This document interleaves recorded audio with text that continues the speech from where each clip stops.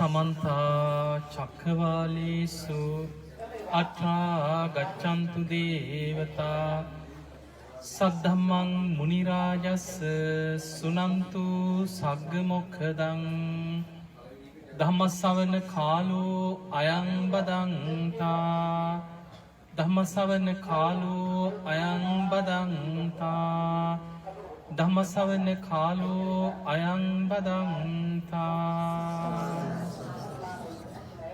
නමෝ තස්ස භගවතු වරහතෝ සම්මා සම්බුද්දස්ස නමෝ තස්ස භගවතු වරහතෝ සම්මා සම්බුද්දස්ස නමෝ තස්ස භගවතු වරහතු සම්මා සම්බුද්දස්ස.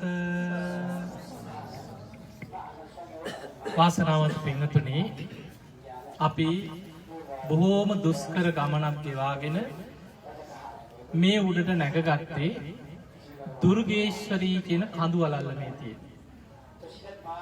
අපේ බෝසතාණන් වහන්සේ අවුරුදු 6කට ආසන්න කාලයක් ශරීරයට අනේක විද දුක් පීඩා දෙමින් දුෂ්කර ක්‍රියා කරපු කඳු වලල්ල.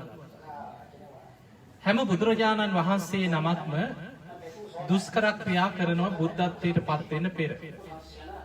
හැබැයි ඔබ බලන්න සත්බුදුරජාණන් වහන්සේලා ඊටත් පෙර අපේ බෝසතාණන් වහන්සේ දීපංකර පාදමූලයේ ඉඳන් විවරණ ගත්ත සූවිසි බුදුරජාණන් වහන්සේලා අටවිසි බුදුරජාණන් වහන්සේලා ඔය බුදුවරුන්ගේ විස්තර ඇතුළත් පොත්පත් කියවනකොට බලන්න හැම බුදු කෙනෙක්ම දුෂ්කර ක්‍රියා කරලා තියෙන්නේ. බොහෝ බුදුවරු සතියයි මාසයයි මාස 3යි උපරිම මාස 6යි. හැබැයි අපේ බුදුරජාණන් වහන්සේ පමණක් අවුරුදු 6කට ආසන්න කාලයක් දුෂ්කර ක්‍රියා කළා. ඒක පෙර සසරේ උන්වහන්සේ පාරමී පුරලා තිබුණා. දස පාරමී පාරමී උපපාරමී පරමත්ත පාරමී හැටියට සම්පූර්ණ කරලා හිටියේ. හැබැයි පාරමී සම්පූර්ණ කරලා කාශ්‍යප බුද්ධ ශාසනය තුල අපේ බෝසතාණන් වහන්සේ ඉපදුනා. ඒ කාලේ උන්වහන්සේගේ නම තමයි ජෝතිපාල මානවකයා. තමන්ගේ යාළුවෙක් හිටියා මිත්‍රයෙක්, කල්යාණ මිත්‍රයෙක්, ගටිකාර. ඔබ මේ ගටිකාර සූත්‍රය අහලා තියෙනවා. ඒ වෙලාවේ ගටිකාර තමන්ගේ මිත්‍රයාට කියනවා, යහළුව බුදු කෙනෙක් පහළ වෙලා අපි යන් කීව බණහන. ඒ වෙනකොට අපේ බෝසතාණන් වහන්සේ ජෝතිපාල මානවකයා බොහෝම උසස් කුලයේ කෙනෙක්. ගටිකාර කියන්නේ කුඹල් කරුවෙක් කියලා. අර ගටිකාර බුදු කෙනෙක් පහළ වෙලා බණහන්න යන් කියපු ගමන් වචනෙන් කියවුණා එකපාරට, ඔය මුළු මහණන්ගෙන් බණහල මට වැඩක් නැහැ. දෙවනි පාරක් කියවා, නෑ නෑ මිත්‍රය, බුදු කෙනෙක් පහළ වෙලා අපි යන් කියව බණ ටිකක් අහලා යන්න. දෙවනි පාරක් කිය මං කියවනේ ඔය මුළු මහණන්ගෙන් බණහල මට වැඩක් නැහැ කියලා. තුන්වෙනි පාරත් ඔය වචනේ කියවා. ඊට පස්සේ ගටිකාර කල්පනා කරා, නැවත නැවතත් ඔය දේ කියවන එක අකුසලයක් වෙන්න පුළුවන්. ඒ නිසා මෙයාව කොහොම හරි උපක්‍රමශීලීව අරගෙන යන්න ඕනේ. එහෙනම් අපි නාන්න යන්න කියලා. දැන් තරුණ වයසේ යාළුවෝ දෙන්න හොඳයි කියලා නාන්න ගියා. ඒ කාලෙත් ඔය මේ ඉන්දියාවේ තිබිච්ච කුල ભેද, උස් පහත් ભેද හරියට තිබිලා තියෙනවා. අපේ බෝසතාණන් වහන්සේ උසස් කුලයේ කෙනෙක් නිසා ගඟට බැහැලා නානකම් ගටිකාර ගම් ඉවුරට වෙලා හිටියේ. නාල ගොඩට එනකොට. නාල ගොඩට එනකොටම එක පාට නැකිట్లా ගිහිල්ලා කෙස් වැටියෙන් අල්ලලා ඔළුවෙන් අල්ලලා හෙල්ලුවා. යනවද නැද්ද එහෙව බනහන. අන්න එහෙම අහනකොට හිතුණා, කවදාවත් මේ ගටිකාර වගේ කුමල් කරුවෙක් මගේ කෙස් වැටිය, මං වගේ උසස් කුලයක කෙනෙක්ගේ කෙස් වැටියට අත තියන්නේ නැහැ ඔළුවට. බය නැතුව මගේ ඔළුවෙන් අල්ලලා හෙල්ලුවේ. ඔය නම් ඒකාන්තයෙන් බුදු කෙනෙක් වෙන්නේ නැති. යන් කියලා කියනවා. එතකොට අපිට පේනවා අර බුදු කෙනෙකුට අගෞරව කරන්න කීවමත් නෙමෙයි. ඒ කාලෙත් අපි බුද්ධ කියාගත්ත හොරු ගොඩාක් ඉඳලා තියෙනවා. එක එක විදිහට අපේ බුදුහාඳුරු පහළ වෙනකොට හිටියේ නිගණ්ඨනාථ පුත්‍ර, සංජය බෙල්ලට්ටි පුතා, අජිත කේස කම්බලි, කකුද කච්චායන ඔක්කොම කිව්වේ අපි විමුක්තිය ලැබපු අය කියලා. හැබැයි එදා ගිහිල්ලා බණ ඇහුවා, බණ අහපු දවසේම තීරණය කරා පැවිදි වෙන්න. බුද්ධ ශාසනය තුල පැවිදි වුණා. කාශ්‍යප බුදුරජාණන් වහන්සේ විවරණ ලැබලා දුන්නා. 24 වෙනි වතාවට බුදු කෙනෙක්ගේ විවරණ ගත්තා. මහණෙනි මේ මහා වීරියවන්ත කෙනා මේ මහා භද්‍ර කල්පේ ඊළඟට ගෞතම නමින් සම්බුද්ධත්වයට පත් වෙනවා කියලා විවරණ ගත්තා. එදාර බලෙන්ම යන් යන් කියලා බණහන් එක්කන් ගිය ගටිකාරට පැවිදි වෙන්න විදිහක් නැහැ. අම්මා තාත්තා දෙන්නම අන්ධයි. අන්ධ දෙමව්පියන්ව රැක බලා ගනිමින් ඒ දෙමව්පියන් පෝෂණය කරමින් ගටිකාර තමයි අම්මා තාත්තව රැක බලාගන්නේ. හැබැයි ගිහි ජීවිතයේ තුල හොඳට ධර්මයේ දියුණු කරලා අනාගාමී ඵලයටමපත් වුණා.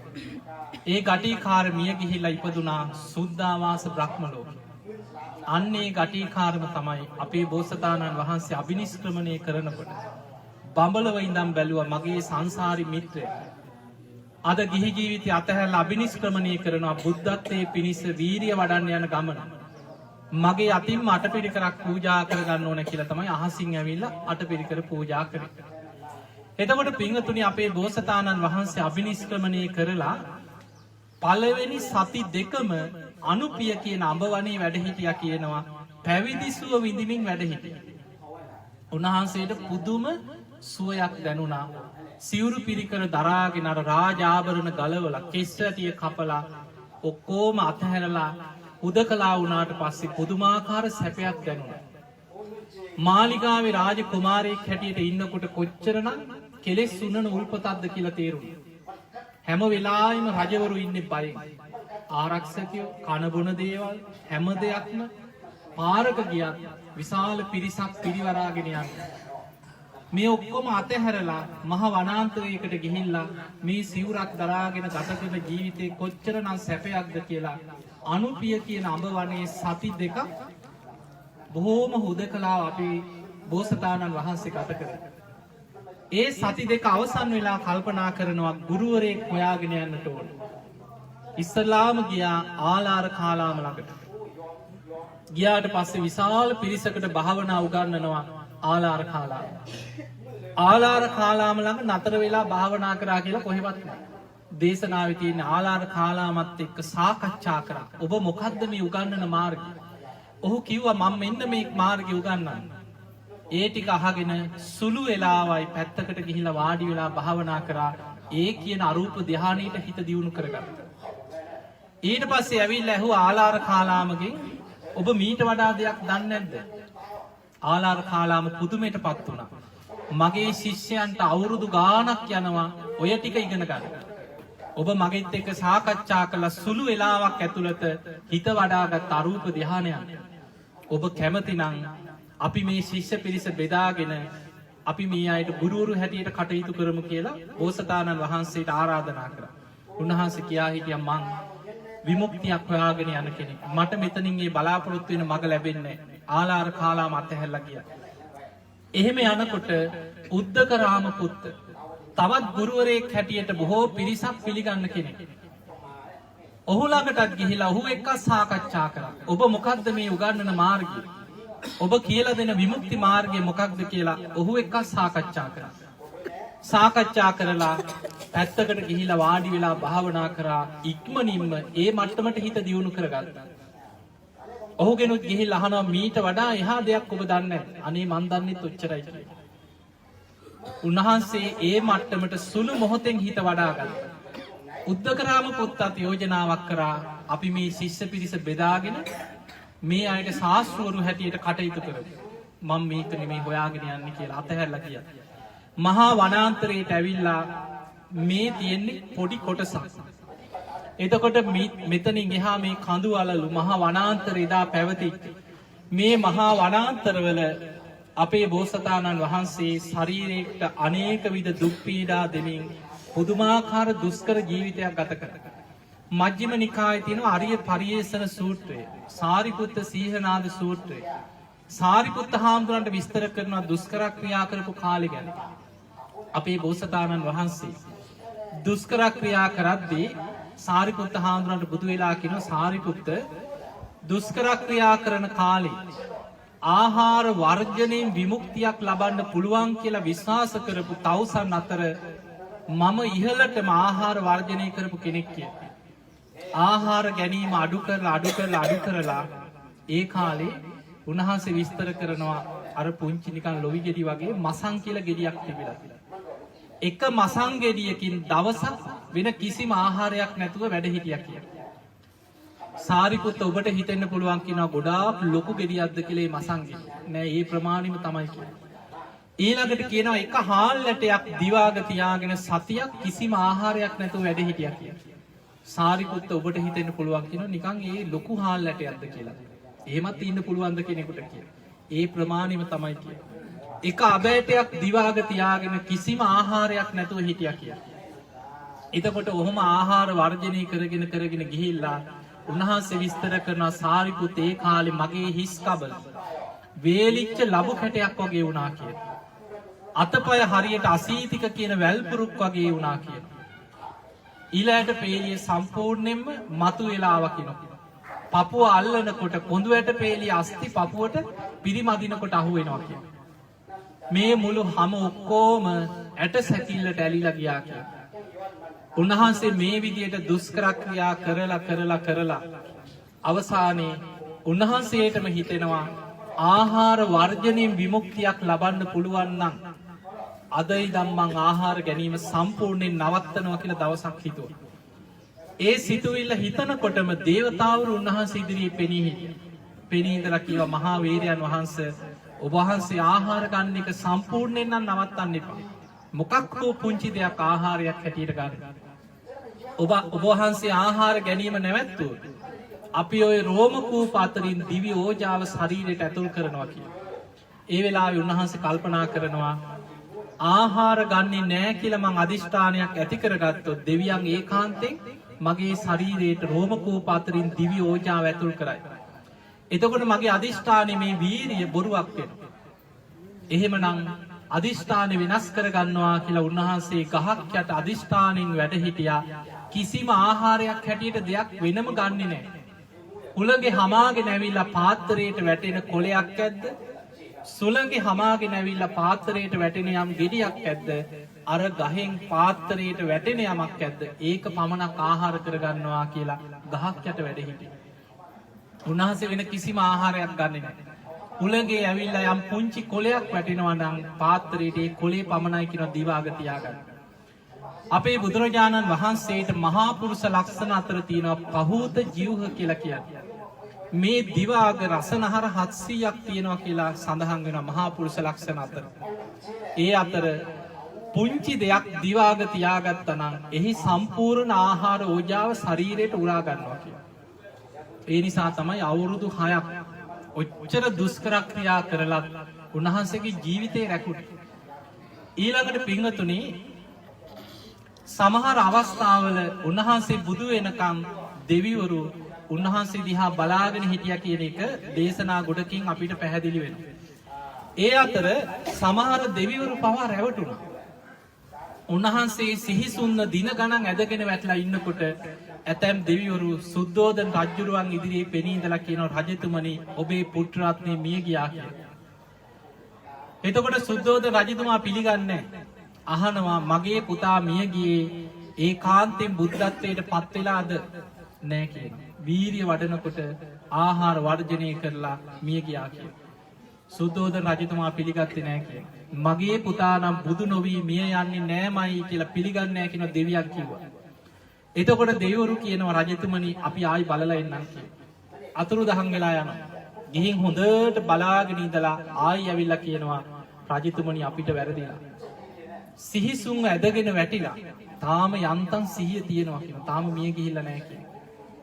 අපේ බුදුරජාණන් වහන්සේ බුදු වෙලා කපිලවස්තුපුරයට ශාක්‍ය ජනපදයට වැඩම කරපු ගමනේ සුද්ධෝදන රජතුමා ওই කතාව කියනවා. ඔබ වහන්සේ දුෂ්කර ක්‍රියා කරද්දී දෙවිවරු ඇවිල්ලා මට කිව්වා කියනවා මිය ගියා කියලා. ඒත් මම පිළිගත්තේ නැහැ කියලා. එතකොට අපේ බුදුරජාණන් වහන්සේ කියන රජතුමනි ඔබ අද විතරක් නෙමෙයි මීට පෙර සසරේ පියාණන් වෙලා ඉපදිච්ච ආත්මේ මහා ධර්මපාල ජාතකයේ දේශනා කරලා කියනවා ඔබේ පුතා හැටියට මම ඒ කාලේ ඉපදිලා ඉඳිද්දී ඔබේ පුතා මිය ගියා කියලා සතෙක්ගේ ඇට කෑලි ගෙනහල්ලා පෙන්නනවා මේ පුතාගේ අස්ති කොටස් කියලා. ඒත් පිළිගත්තේ නැහැ කියලා. එදා මහා ධර්මපාල ජාතකයෙන් ධර්ම දේශනා කරේ ඔය අතීත කතාව මුල් කරගෙන. එතකොට අපිට පේනවා මේ භූමියේ දුෂ්කර ක්‍රියා කරද්දී මොනතරම් දුෂ්කර ක්‍රියාවක් උන්වහන්සේ කරා. අවුරුදු 6කට ආසන්න කාලයක් ශරීරයට දුක් දීලා පුදුමාකාර ආහාර වර්ජනයක් කරා. උන්වහන්සේ මහා සොහොන් වලට ගිහිල්ලා අමු සොහොන් වලට ගිහිල්ලා සොහොනේ ඉන්නවා කියනවා. මැරිච්ච මලකුණු වල හිස් කබලට හිස තියාගෙන ඉන්නවා. ඒ කියන්නේ ඒ කාලේ අර දුෂ්කර ක්‍රියා කරලා දුක් දීලා විමුක්තියක් ලබන්න පුළුවන් කියලා හිතුවා. සමහර වෙලාවට ගොපලු දරුවෝ හරක් දක්කගෙන යන දරුවෝ ඇවිල්ලා ඇඟට මුත්‍රා කරනවා. ඒත් සිතුවිල්ලක්වත් මට මෙහෙම කරා නේද කියලා හිතට ඇති වෙන්න ඉඩ දෙන්නේ නැහැ. කනට ඇවිල්ලා කෝටු වලින් අනිනවා කියනවා. පස් වලින් දමලා ගහනවා කියනවා. ගොපලු දරුවෝ ඇවිල්ලා. ඒ අය දිහා ද්වේෂ හිතකින්වත් බලලා නැහැ කියනවා. මට මෙහෙම කරනවා නේද කියලා බලන්නේ නැහැ කියනවා. එතකොට අපිට පේනවා අපේ බෝසතාණන් වහන්සේ දුෂ්කර ක්‍රියා කරන කාලේ මොනතරම් වීරියක් ඇතුව හිත රැකගෙන හිටියද කියලා. ඒකට හේතුව පින්වතුනි අපේ බුදුරජාණන් වහන්සේ බුදු වුණාට පස්සේ මාරයා එක තැනක පෙනී ඉඳලා කියනවා උන්වහන්සේ දුෂ්කර ක්‍රියා කරන දවසේ ඉඳන් අබිනිෂ්ක්‍රමණය කරනකොටත් මාරයා පෙනී ඉඳලා කියනවා ඔබ වහන්සේ දැම්ම යන්න එපා තව දින 7ක් ඉන්න කියනවා. චක්‍රවර්ති රාජ සම්පත්තිය ඔබ වහන්සේට පහළ වෙන්න. සක්විති රජ වෙන්න කියලා. අතහැරලා ගියා. දුෂ්කර ක්‍රියා කරද්දී අවුරුදු 6ම කොහොම හරි මේ කෙනා නොමග යවන්න පුළුවන්ද කියලා සිදුරක් හොයා මාරයා උන්වහන්සේ පස්සෙම කැරකි හිටියා කියලා. එතකොට බලන්න Tamanට ද්වේෂ හිතක් තරහ සිතක් ඇති වෙන්න ඉඩ නොදී පුදුම වීරියෙන් හිත රැකගෙන අවුරුදු 6කට ආසන්න කාලයක් දුෂ්කර ක්‍රියා කරා. මෙහෙම දුෂ්කර ක්‍රියා කරලා අවසානයේ දවසක් උන්වහන්සේටම හිතුණා අවුරුදු 6කට ආසන්න කාලයක් දුෂ්කර ක්‍රියා කළා මට කිසිම උතුම් මිනිස් ගුණ ධර්මයක් අඩු ගානේ සමාධියක්වත් කියලා ලැබපු දෙයක් නැහැ. ශරීරයට දුක් දුන්නා, සිහිසුන් ඇදගෙන වැටුණා, කලන්තේ වුණා, මුළු ශරීරේම ඇටසැකිල්ලක් බවට පත් වුණා විතරයි. ලැබපු උතුම් මිනිස් ගුණ ධර්මයක් නැහැ. උන්වහන්සේට මතක් වුණා පුංචි කාලේ දඹරුක් සෙවණේ ආනාපාන සති භාවනාව වඩලා පළවෙනි ධ්‍යානෙ මන් ලබා ගත්තා නේද? එහෙමනම් මට ඒ භාවනාව උපකාර වෙයි කියලා හිතුණා. එදා භාවනා කරන්න වාඩි වුණා. හුස්ම රැල්ලට හිත යොමු කරලා ටික වෙලාවක් යනකොට හුස්ම දෙක තුනක් ගන්නකොට එහෙම සිහිසුන් ඇදගෙන වැටුණා. ඇයි භාවනා කරන්න ශරීර ශක්තියක් අවශ්‍යයි. ආනාපාන සති භාවනාව යොගන්නනවා උජුං කායම් පනිදාය පරිමුඛං සතින් උපට්ඨපෙත්ත. කය ඍජුව තියාගෙන වාඩි වෙන්න. කොඳුයට පේලිය ඍජුව හිටින විදිහට පළඟක් බැඳගෙන වාඩි වෙන්න කියලා. එහෙම වාඩි වෙන්නවත් ශරීරයට පණක් නැහැ. එච්චරකට දුෂ්කර ක්‍රියා කරනවා. උන්වහන්සේ ඒ වෙලාවේ දුෂ්කර ක්‍රියාව හිතෙන් අතහැරලා කල්පනා කරා භාවනා කරන්න නම් ශරීර ශක්තියක් අවශ්‍යයි. පාත්‍රයේ අරගෙන මේ අසල තියෙන පහළ තිබ්බ එදා සේනානි කියන ගම තියෙනවා. ඒ ළඟින්ම තිබ්බ දුෂ්කර ක්‍රියා කරපු තැනට. ඒ සේනානි කියන නියං ගමට උන්වහන්සේ පාත්‍රය අරගෙන අර ගමට පිණ්ඩපාතේ වැඩියා. එහෙම පිණ්ඩපාතේ යනකොට මග කීප තැනක කලන්තේ හැදිලා ඇදගෙන වැටුණා. බොහොම අමාරුවෙන් පිණ්ඩපාතේ ගිහිල්ලා පාත්‍රයට ලැබිච්ච ආහාර ටික අරගෙන ආපහු එනකොට අර දුෂ්කර ක්‍රියා කරන කාලේ උන්වහන්සේ දිහා බලාගෙන උදව් කර උපස්ථාන කර දැන් බුදු වෙයි කියලා උපස්ථාන කර හිටිය පස් දෙනාම කොණ්ණඤ්ඤ වප්ප බද්දිය මහා නාම අස්සජී මේ පස් දෙනාම උන්වහන්සේව අතහැරලා ගියා. අන්න දුෂ්කර ක්‍රියාව අතහැරියා. දැන් මෙයාගෙන් අපිට වැඩක් නැහැ කියලා උන්වහන්සේට බැන ගියා පස්වක භික්ෂුන් වහන්සේ. දැන් උන්වහන්සේ මහා වනාන්තරේ කවුරුත් නැහැ උන්වහන්සේට උදව්වට කියලා. හැබැයි උන්වහන්සේ වීරිය අතහැරියේ නැහැ. උන්වහන්සේ සති දෙකක කාලයක් ගත වුණා කියනවා. ආයිමත් ටික ගමට පිණ්ඩපාතේ වැඩම කරලා ටික ආහාර ගනිමින් භාවනා කරනවා. සති දෙකක් යනකොට දුෂ්කර ක්‍රියාව අතහැරලා අර යටපත් වෙලා තිබ්බ මහා පුරුෂ ලක්ෂණ ආයිමත් මතුවලාවක් කියලා. ඊට පස්සේ තමයි උන්වහන්සේ මේ දුෂ්කර ක්‍රියා කරපු කඳු වලල්ලේ පහළට බැහැගෙන ගිහිල්ලා එදා අර සුජාතාව කිරිපිඩු පූජා කරපු නුගරු කමුල වැඩ සිටියේ. ඒ බුද්ධත්වයට පත් වෙන පෙර දවසේ තමයි උන්වහන්සේ මෙතනින් පහළට බැහැගෙන ගියේ.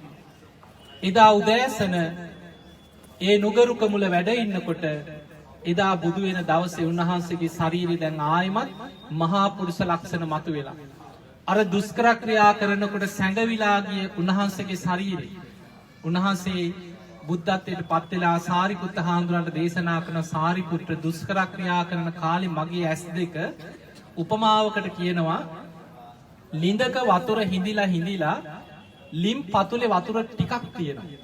කෙනෙක් ලිඳට එබිලා බලනකොට යන්තම් අඩියේ වතුර චුට්ටක් පේනවා. ඒ වගේ තමයි කියනවා හිස් කබල දිහා බලනකොට හිස් කබල ඇතුලෙන් ඇස් දෙක පෙවුනේ වගේ. හිස් කබල ඇතුලට ඇස් දෙක ගිලිලා ගියා කියලා. එතකොට නිකන් හිතන්න මොන තරම් දුෂ්කර ජීවිතයක්ද කියලා.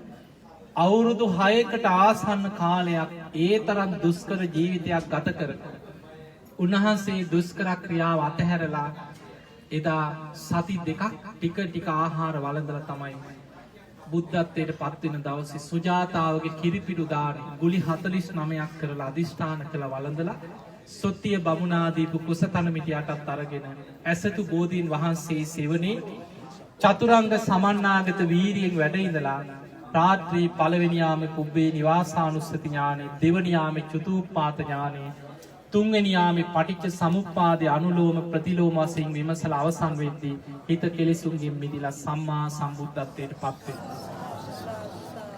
පින්වතුනි අනාගතයේ මේ මහා බද්ද කල්පේ පස්වෙනි බුදුරජාණන් වහන්සේ හැටියට බුද්ධත්වයට පත් වෙන මෛත්‍රී බුදුරජාණන් වහන්සේ දුෂ්කර ක්‍රියා කරන්නේ සතියයි කියලා සඳහන් වෙනවා.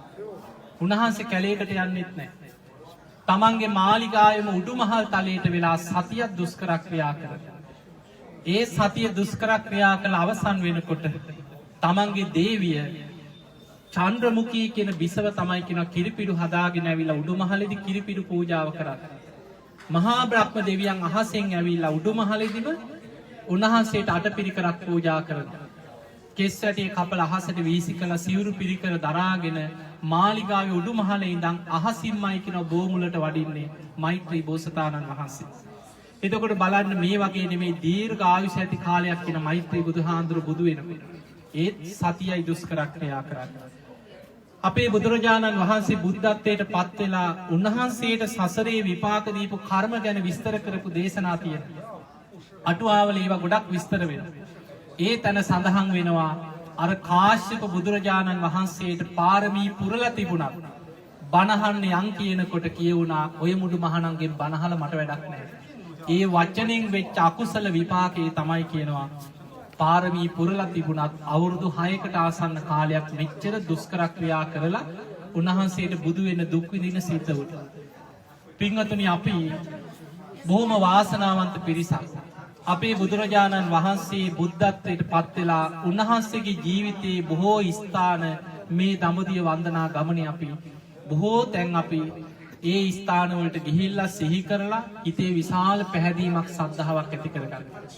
මේ ගමනේ මුල ඉඳන් අන්තිම වෙනකොට මුළු බුද්ධ චරිතේම ආයි කියුවා වගේ හැම තැනක්ම අපිට ගැළපිලා හැම තැනක් ගැනම විස්තර වෙලා එනවා. ඒ නිසා මේ බුදුරජාණන් වහන්සේගේ ජීවිතේ අවුරුදු 6කට ආසන්න කාලයක් දුෂ්කර ක්‍රියා කරපු දුර්ගේශ්වරී කඳුවලල්ල දුෂ්කර ක්‍රියා කරපු භූමියටයි අපි මේ ආවේ. පින්වතුනි මෙතන ඔබට පේනවා මේ පිරිස බොහොම අමාරුවෙන් ඇතුළට ඇතුල් වෙනවා. ඒ කාලේ අපේ බෝසතාණන් වහන්සේ දුෂ්කර ක්‍රියා කරනකොට බොහෝ කාලයක් හිටියා කියලා විශ්වාස කෙරෙන ගල්ලෙනක් තමයි ඇතුලේ තියෙන්නේ. මේ ගල්ලෙනට ටිකක් පොළොව වදින්න ඉඩ තියෙනවා බොහොම අමාරුවෙන්. මේක ඇතුළට ඇතුළු වුණාට පස්සේ ටිකක් ඉඩ තියෙනවා ගල්ලෙනේ. අපේ බෝසතාණන් වහන්සේ දුෂ්කර ක්‍රියා කරන ස්වභාවයේ ප්‍රතිමා වහන්සේ නමක් නිර්මාණය කරලා තියෙනවා. උන්වහන්සේ දුෂ්කර ක්‍රියා කරන ඉරියව්වේ ප්‍රතිමා වහන්සේ නමක් ඇතුලේ වැඩ ඉන්නේ. ඒ නිසා මේ භූමියට ආවට පස්සේ බොහෝම දුෂ්කර ගමනකින් තමයි උඩට එන්න තියෙන්නේ බොහොම අමාරුයි. ඒ මහන්සිය හරි උඩට ඇවිල්ලා බුදු ගුණ ටිකක් සිහි කරලා බුදුරජාණන් වහන්සේ මොනතරම් දුෂ්කර කාලයක් මොනතරම් දුෂ්කර ජීවිතයක් මේ භූමියේ මොනතරම්නම් කී වතාවක් මේ තැන්වල සිහිසුන්ව උන්වහන්සේ ඇදගෙන වැටලා නැගිට ගන්න බැරුව ඉන්නේ නැද්ද? පාත්‍රයට ලැබිච්ච පුංචි කොලයක් ගෙඩියක් ආහාර කරගෙන මොනතරම් දුෂ්කර ජීවිතයක් ගත කරාද? ඒ තරම් දුක් විඳලා තමයි මේ ධර්මයේ බෝධි මූලයේදී අවබෝධ කරගෙන දෙව් මිනිස් ලෝකයා ගැන මහා කරුණාවෙන් ලෝකයාට ධර්ම දේශනා කරේ. ඒ නිසා අපි බොහොම වාසනාවන්තයි. ඒ බුදු කෙනෙක්ගේ ශ්‍රාවකයන් බවට පත් වෙලා ධර්මය අහන්න වාසනාව ලැබුණා. බොහෝ බණ අහලා හිත පහදවාගෙන තමයි මේ දඹදිව බුද්ධ භූමිය වලට ඇවිල්ලා බණ අහලා ඒ පුණ්‍ය භූමි දැකලා ඒ ස්ථානවල පින්කම් කරලා ඒ ගැන සිහි කරලා විශාල සද්ධාාවක් ජීවිතය ඇති කරගන්න වාසනාව ලැබුණා. ඒ නිසා මේ ගමන පුරාම රැස් කරගත් සියලු පින ඔබ හැම දිනාටමත් ධර්මාවබෝධයේ පිණිස නිවන් අවබෝධයේ පිණිසම ආශිර්වාදයක් වේවා වේවා කියලා අපි ආශිර්වාද කරමු. පින්වතුනි මේ දඹදිව වන්දනා ගමනේ අපි දිල්ලි වලට ඇවිල්ලා ඉස්සල්ලාම බුදුරජාණන් වහන්සේ සතර සතිපට්ඨානෙ දේශනා කරපු භූමියෙන් අපි ගමන ආරම්භ කරේ. දිල්ලි කෞතුකාගාරේ වැඩ ඉන්න කපිලවස්තුපුර සර්වඥ ධාතුන් වහන්සේලා සියසින් බොහොම ළඟට අපි ඒ ධාතුන් වහන්සේලා දැක බලාගෙන විශාල පිනක් රැස් කරගත්තා. එතන ඉඳන් අපි ආපු ගමනේ බුදුරජාණන් වහන්සේගේ ජීවිතයේ විශේෂිත ස්ථාන ගණනාවක් අපි දැකලා හිත පහදවාගෙන ඒ සතර ස්ථාන අවිධහිත ස්ථාන වලට අදාළ පුණ්‍ය භූමි ඊළඟට බුදුරජාණන් වහන්සේ වැඩ සිටියේ පෙළහර පාපු පුණ්‍ය භූමි යමා මහ පෙළහර පාපු ස්ථාන අපි වෙනදා වගේ නෙමෙයි මේ වතාවේ ලුම්බිනියේ දින දෙකක් නතර වෙලා කපිලවස්තුපුර උන්වහන්සේ වසර 29ක් රාජකුමාරයෙක් හැටියට ගත කරපු මේ මාලිගාව ඒ වගේම ඒ උන්වහන්සේගේ ශාක්‍ය ජනපදයේ නීග්‍රෝධාරාම භූමිය ඒ වගේ ස්ථාන ගණනාවක් මේ ගමනේ අපි වන්දනා කරගත්තා. ඉතින් බොහොම අමාරුවෙන් මේ ගමන ටිකක් වෙහෙස කරයි. උදේ පාන්දර 3ට 2ට නැගිටලා ගමන පිටත් වෙන්න වුණා. හැබැයි මේ දින කීපේ වන්දනා කරගෙන යනකොට අපිට විශාල පිනක් කුසලයක් ලොකු සද්ධාාවක් මේ ගමන තුල ජීවිතේ රැස් වෙනවා. ඒ නිසා මේ ගමන පුරාම රැස් කරගත් සියලු පින් සියලු දෙවියන්ට අනුමෝදන් කරමු. සියලු දෙවියෝ සාදුකාර දීදී මේ පින් අනුමෝදන් වෙත්වා. භූමාට දෙවියන්ගේ පටන් අකනිටා බඹලව දක්වා සියලු දෙව් බමුණු සාදුකාර දීදී මේ පින් අනුමෝදන් වෙත්වා. ඒ දෙවියන්ගේ පිහිට රැකවරණ ආශිර්වාදේ ඔබටත් මටත් අපි සියලු දෙනාටමත් මේ ධර්ම මාර්ගයේ දියුණු කරගෙන යන ගමනේ ඒ දෙවියන්ගේ පිහිට රැකවරණ ආශිර්වාදේ ලැබේවා ලැබේවා කියලා අදිෂ්ඨාන කරගන්න. ඒ වගේම අපට මේ ධර්ම මාර්ගයේදී උදව් උපකාර කරන ඉෂ්ට දේවතාවරු ආරක්ෂක දේවතාවරු භූමාට දෙවියන්ගේ පටන් අකනිටා බඹලව දක්වා සියලු දෙව් බඹුන් උතුම් ධර්මාවබෝධයේ පිණිසම මේ රැස් කරගත් සියලු පින් සාදුකාර දීදී සියලු දෙවියෝ අනුමෝදන් වෙත්වා. ඒ දෙවියන්ටත් උතුම් නිවන් මගම වඩාගෙන ඉක්මනින්ම සසර දුක අවසන් කරන්න සියලු දෙවියන්ටත් වාසනාව ලැබේවා ලැබේවා කියලා අපි ආශිර්වාද කරමු. දෙවියන්ට පින් අනුමෝදන් කරමු. අපි ආකාසත්තාච බුම්මත් දේවානාගා මහිත්‍තිකා පුඤ්ඤන්තං අනුමෝදිත්වා චිරං රක්ඛන්තු ලෝක සාසනං ආකාසත්තාච බුම්මත්තා දේවානාගා මහිත්‍තිකා පුඤ්ඤන්තං අනුමෝදිත්වා චිරං රක්ඛන්තු දේශනං ආකාසට්ටා ච බුම්මට්ටා දේවානාගා මහිත්‍තිකා පුඤ්ඤන්තං අනුමෝදිත්වා චිරං රක්ඛන්තු මං පරන්ති සාදු සාදු සාදු. ඒ වගේම ඔබ හැම දිනා නමින් මිය පරලෝකීය සියලුම ඥාතීන් තම තමන් සිහිපත් කරගෙන මේ ගමන තුල වන්දනා කරන අතරතුරත් පවුල්වල ඥාතීන් අතර මිය පරලෝක ගිය අය හිටියා. ඒ අය ඒ වගේම ඔබේ පරම්පරාවල මිය පරලෝක ගිය ඔබට උදව් උපකාර කරපු කල්යාණ මිත්‍රයෝ මේ ධර්ම මාර්ගයට උදව් උපකාර කරපු අය ඒ සෑම සියලු දෙනා සාදුකාර දීදී මේ පින් අනුමෝදන් වෙත්වා. ඒ අයගේ පරලොව ජීවිත සැපවත් වේවා සුවපත් වේවා වහවහ සසර දුකින් අත මිදේවා කියලා සාදු කියලා අපි ගාථාව කියලා පිළිදෙමු. ඉදම්මේ ඥාතීනං හෝතු සුඛිතා වന്തു ඥාතයෝ ඉදම්මේ ඥාතීනං හෝතු සුඛිතා වന്തു ඥාතයෝ ඉදම්මේ ඥාතීනං හෝතු සුඛිතා වന്തു ඥාතයෝ. ඒ වගේම ඔබ හැම දිනාට විශේෂයෙන් මේ දඹදිව ගමන බොහොම දුෂ්කරයි. බොහොම අපහසුයි. දැන් නම් ටිකක් හරි මෙහෙම පහසුකම් තියෙනවා. ඉස්සර මුල් කාලේ අපි එන කාලවල මෙහෙම නෙමෙයි. පාරවල් ගොඩාක් මීටත් වඩා පාරවල් කැඩිලා. හරිම අපහසුයි. මේ එන ගමන තුල අපිටත් මේ දින ගණනාව ලොකු වෙහෙසක්. හැබැයි මේ ගමනේ ලොකු පිනක් අපිට රැස් වෙනවා. ඒ නිසා තමයි බොහෝ පිරිස දඹදිව යන්න සූදානම් වුණත් අපිට හැම පාරම ඉන්න බෑ මේ ගමනත් එක්ක. ඉතින් අපි අවුරුද්දකට එක වතාවයි මේ වන්දනා ගමන සිදු කරන්නේ. ඉතින් ඒකට එකතු වෙන ඔබ බොහොම වාසනාවන්තයි. තව බොහෝ පිරිසක් ඉන්න බලාගෙන හිටපු අයට ඉන්න බැරි වුණා.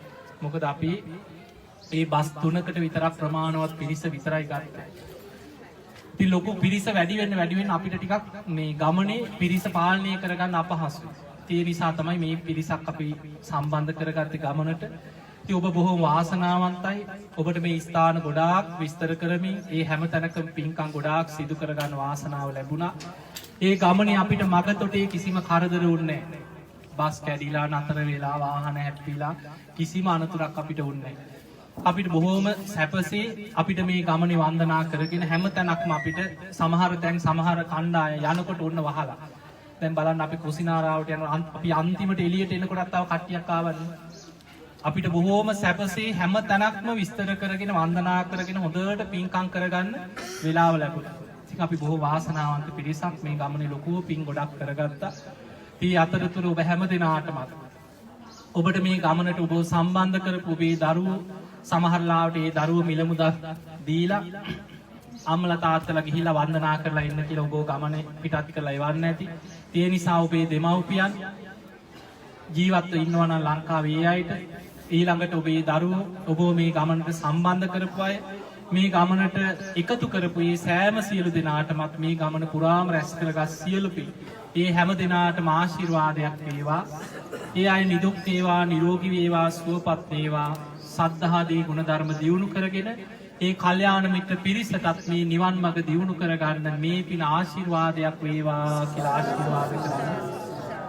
ඒ වගේම විශේෂයෙන් අපි දඹදිව ආපු ගමන් ගණනාවක මීට පෙර අපි ගොඩාක් අය කැවිල්ලා තියෙනවා. නමුත් ජානක දැන් අපි මං හිතන්නේ කණ්ඩායම් ගණනාවක් අවුරුදු ගණනාවක් ජානකත් එක්ක මේ මහී ලංකා ආයතනයත් එක්ක මේ දඹදිව ගමනට එකතු වෙනවා. ඉතින් ඔබට බස් එකේ යන්නකොට මගතොට ධර්මයේ කියලා දීලා හිත හදලා හිතට අකුසලයක් ඇති නොවන විදිහට හිත කුසලයක පිහිටවාගෙන මේ ගමනේ මගතොටේ පවා නිකන් අනවශ්‍ය දේවල් හිත යන්නේ නැතුව බුදු ගුණ කිය කවි කිය ධර්මයේ තුලම හිත පිහිටවාගෙන වන්දනා කරවමින් විශාල සද්ධාාවක් ඇති කරලා ධර්මයේ තුලින් ඔබව අරගෙන යන්න විශාල අනුග්‍රහයක් සලසනවා. ඒ නිසා මේ ගමනක් කරනකොට පුංචි දෙයක් නෙමෙයි. 100 ගාණක් කියන්නේ කෙනෙක් ලෙඩ වුණත් අසනීප වුණත් ඒ සියලු වගකීම බර ඒ සංවිධානය කරන අයට එනවා. ඉතින් ඒ නිසා ඒ හැම වගකීමක්ම අරගෙන ඔබ වෙනුවෙන් මේ ගමනේ ඒ සියලු බර දරාගෙන අපිට මේ වන්දනා ගමන බොහොම සාර්ථකව අවසන් කරගන්න උදව් උපකාර කරපු මහී ලංකා දඹදිව ආයතනයේ ජානක මහත්මයාට ඉතින් ජානකගේ ඒ බිරිඳ දරුවන් 3 දෙනා ඒ වගේම ජානකගේ සහෝදරවරු මේ මහී ලංකා ආයතනයේ උදව් උපකාර කරන මේ සෑම සියලු දෙනාටම ජානකගේ පවුල්වල සියලු දෙනාටම ඒ වගේම අපිට මේ ගමනේ අනිත් උපකාර කරන මේ සියලු දෙනා ඒ බස්වල ඔබට උපකාර කරපු හැම දෙනාට ඒ වගේම මේ ගමනේ මට බොහෝම ළඟ ඉඳගෙන මගේ කටයුතු මේ හැම දෙයක්ම දානමාන මේ සියලු දේවල් හොයලා බලලා ඒ අප උපස්ථාන කරමින් මේ දින ගණනාවෙම කටයුතු කරපු ඒ සුරාජ් ඒ හැම දිනාටමත් ඔබ හැම දිනාමත් නිදුක් වේවා, නිරෝගී වේවා, සුවපත් වේවා. ඔබ හැම දිනාටම මේ ගමන පුරාම රැස් කරගත් සියලු පින ධර්මාවබෝධයේ පිණිසම නිවන් අවබෝධයේ පිණිසම ආශිර්වාදයක් වේවා කියලා අපි ආශිර්වාද කරනවා. වන්දනා කරගන්න හැම දිනාටම සිතක් සාන්තියක් යහපතක් සැනසීමක් වේවා කියලා අපි ආශිර්වාද කරනවා. අභිවාදන සීලිස්ස නිච්ඡං වද්ධා ප්‍රචායිනෝ චත්තාරෝ ධම්මා වඩ්ඩන්ති ආයුවන්නෝ සුඛං බලං ආයුරාෝග්‍ය සම්පatti සග්ග සම්පatti මේවච අතෝ නිබ්බාන සම්පatti මිනාති සමිච්ඡතු